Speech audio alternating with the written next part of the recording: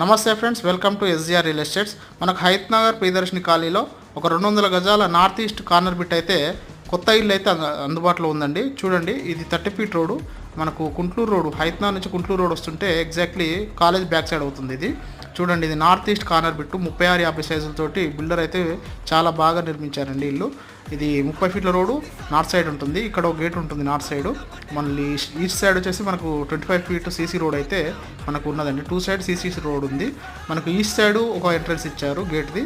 2 side gates అయితే available ఉన్నాయి.